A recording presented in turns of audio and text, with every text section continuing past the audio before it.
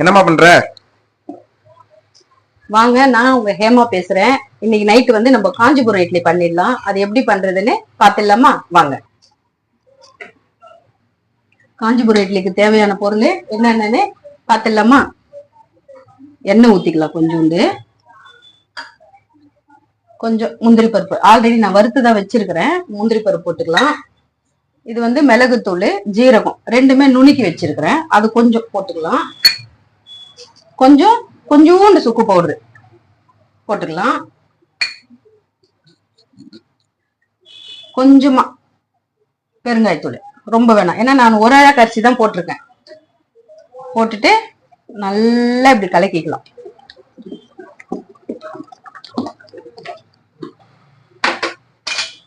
Stove பத்து வச்சாச்சு.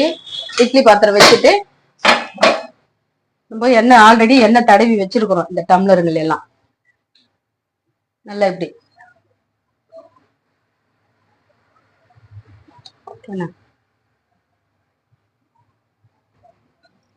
4 tumbler வச்சிருக்கோங்க. ஊத்தி மூடிடலாம். இட்லி ரெடி ஆகிறதுக்குள்ளார நம்ம வந்து தேங்காய் சட்னி அரைச்சிக்கலாம். தேங்காய் கொஞ்சம் போட்டுக்கலாங்க. இது வந்து காஞ்ச மிளகாய் போட்டு அரைக்கிறோம். ஒரு 3 காஞ்ச மிளகாய், உங்களுக்கு காரத்துக்கு ஏற்ற மாதிரி போட்டுக்கோங்க. நான் 4 போட்டுக்கிறேன். இவ்வளவு உடச்சிக்கலை போட்டு போதும். ஒரு வேலைக்கு தான், நைட்டு ஒரு வேலைக்கு மட்டும்தான். தேங்காய் சட்னி அரைச்சாச்சுங்க. ஊத்திக்கலாம்.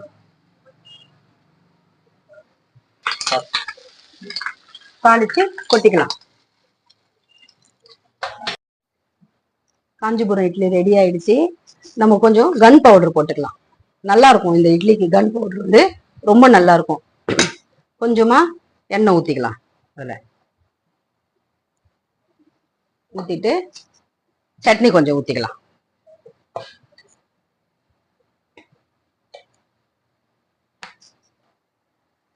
காஞ்சிபுரம் இட்லி நல்ல புசு புசுன்னு ரெடி ஆயிடுச்சு. சாப்பிட்டு பார்க்கலாமா எப்படி இருக்குதுன்னு?